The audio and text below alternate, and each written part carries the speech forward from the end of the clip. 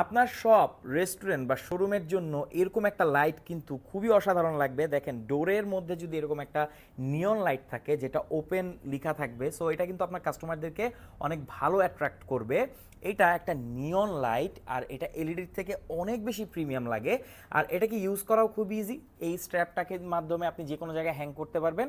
এছাড়া 24 ভোল্টের একটা অ্যাডাপ্টার দিয়ে আপনি এটাকে কানেক্ট রাখলেই দ্যাটস ইট। এটা এভাবে যেটা হচ্ছে জ্বলে থাকবে। আর এটা কিন্তু খুবই প্রিমিয়াম লাগে কজ এখানে নিয়ন লাইটের ব্যবহার করা হয়েছে।